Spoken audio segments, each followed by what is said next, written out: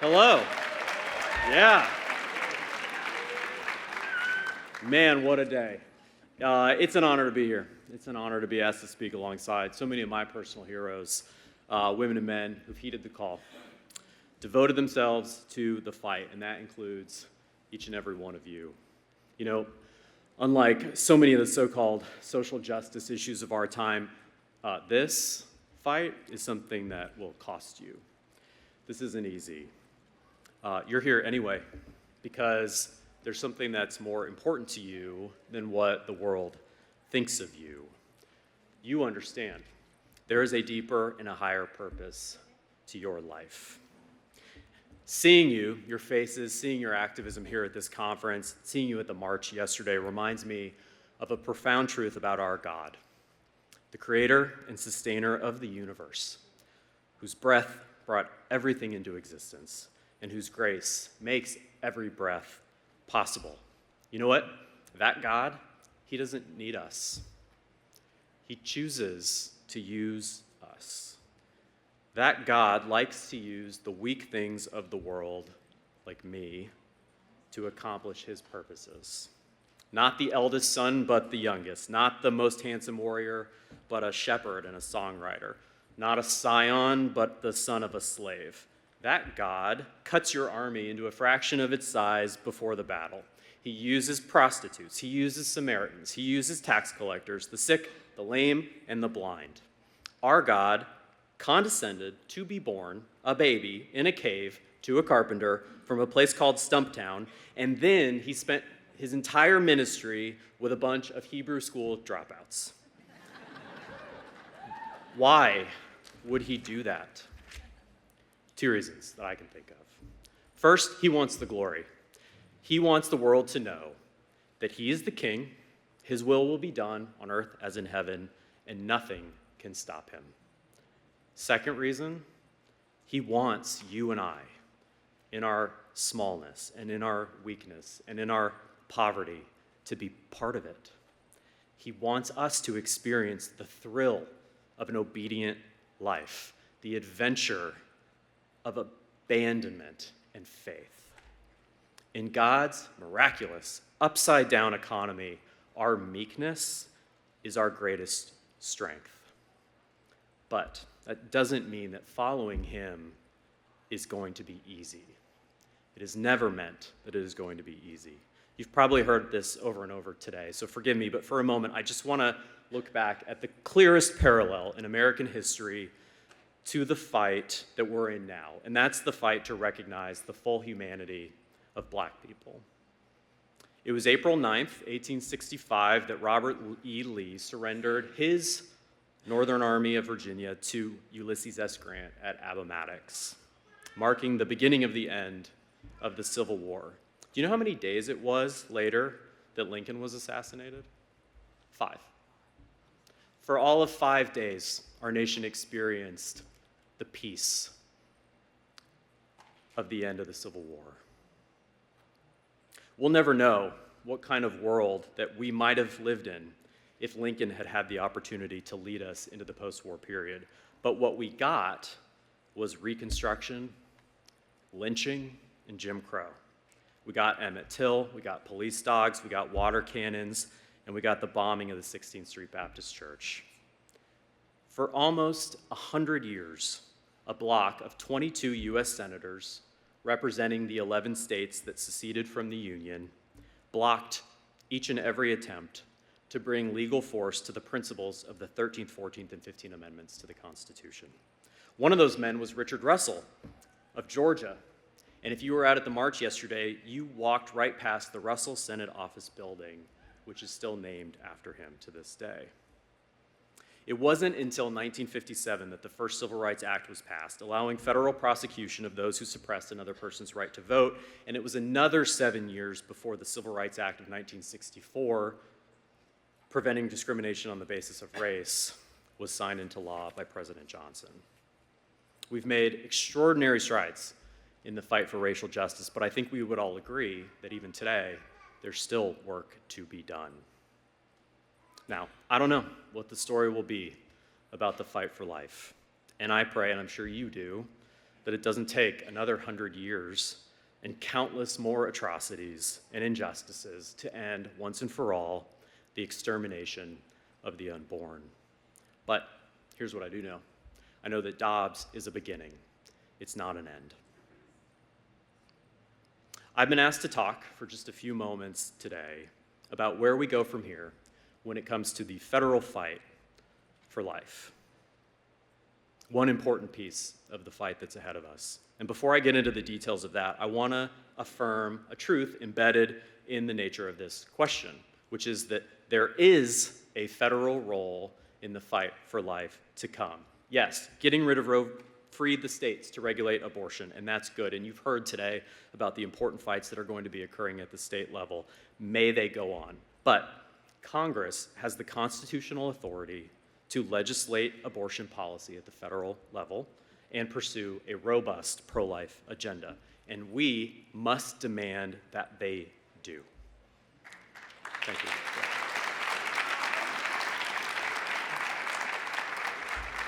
Ultimately, Congress must recognize that every abortion ends a human life and pass the Heartbeat Protection Act or something even better.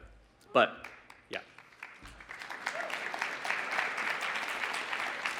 I'm going to be frank with you. In fact, I'm going to be really frank, maybe more frank than I should be here for a few minutes.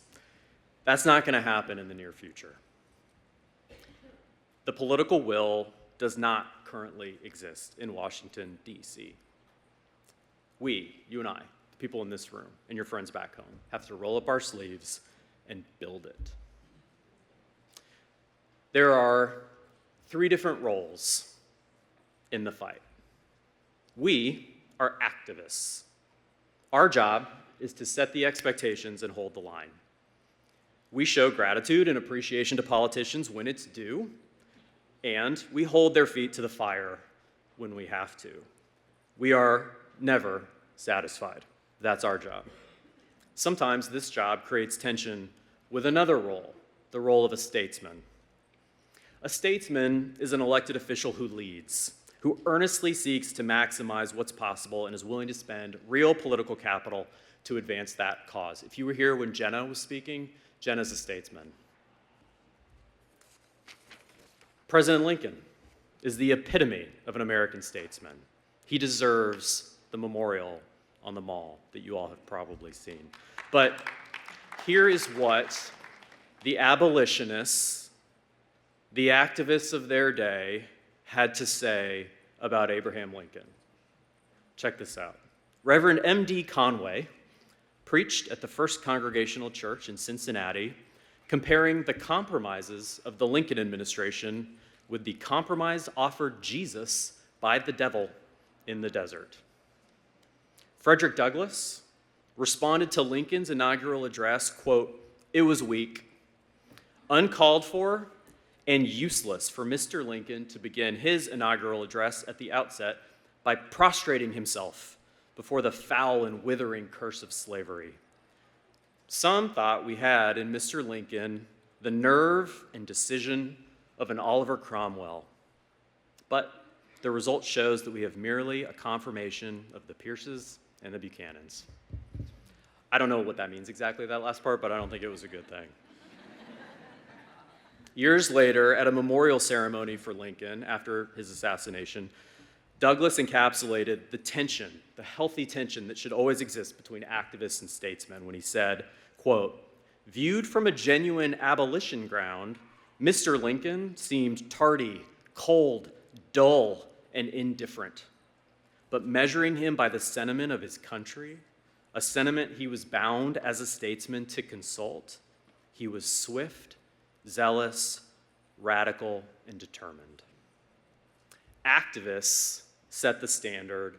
Statesmen do what they can do to move towards it. 2 different jobs. Yours is to be an activist.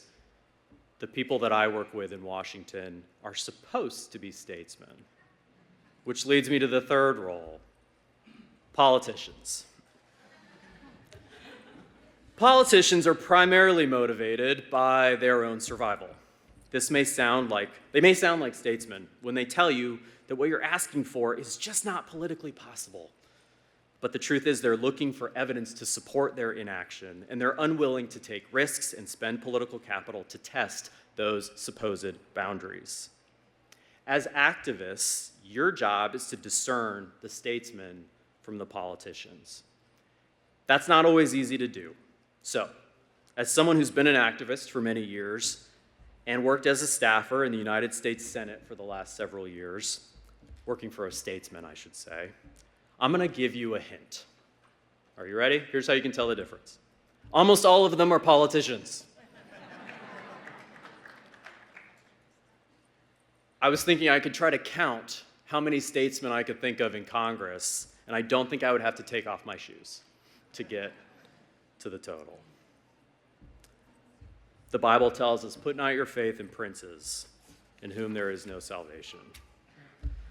Your operating assumption should be, they are a politician until proven otherwise. So that begs the question, how can they prove it? In this Congress, we're going to be fighting for several important pieces of legislation. Let me run through them real quick. Congress must protect babies who survive abortions. The Born Alive Abortion Survivors Protection Act would require that infants born alive after an abortion receive proper medical care and hold providers who fail to do so legally accountable. Currently, many abortion survivors are vulnerable to neglect and death, especially in abortion sanctuary states, which is just inhumane and unacceptable. It's actually shocking that we have to have a law to do this, is it not?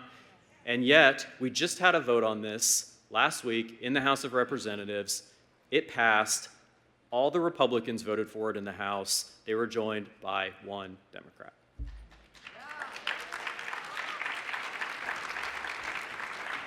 Chuck Schumer, I can guarantee you, will not bring this vote to a floor in the U.S. Senate. And of course, Joe Biden would never sign it. I know that because we voted on it when I was in the Senate a year ago. Congress must protect unborn children with Down syndrome from abortion. The Protecting Individuals with Down Syndrome Act would affirm that no child should be killed in the womb just for being diagnosed with Down syndrome. The abortion rate,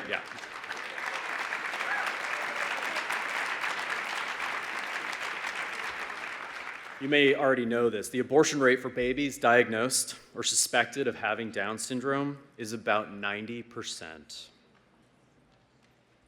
Surely, you would think most members of Congress can agree that these wonderful girls and boys deserve the chance to live.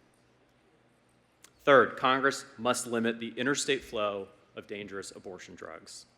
Last year, the Biden administration weakened FDA protocols, it's called the REMS, to allow women to receive abortion pills by mail and without a doctor's exam, an at-home abortion. These do-it-yourself abortions put women's health and safety at risk.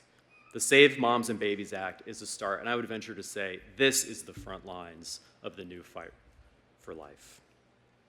Fourth, Congress must end taxpayer funding for abortion once and for all.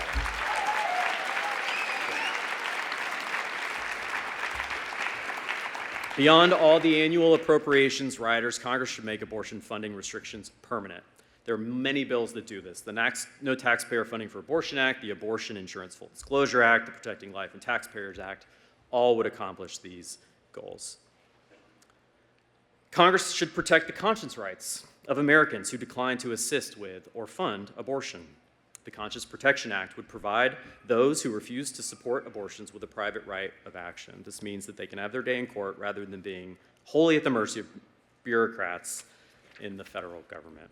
These bills are the floor of what you, the pro-life movement, must expect from this Congress.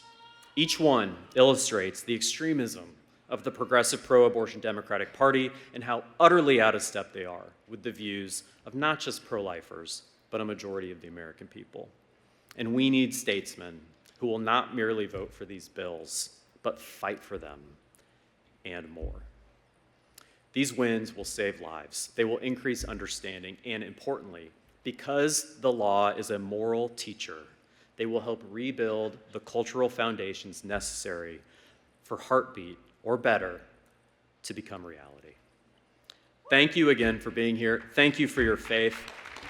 Our God is more powerful than the powers and principalities of this world. He is on the side of the unborn, and so are we. Thank you very much.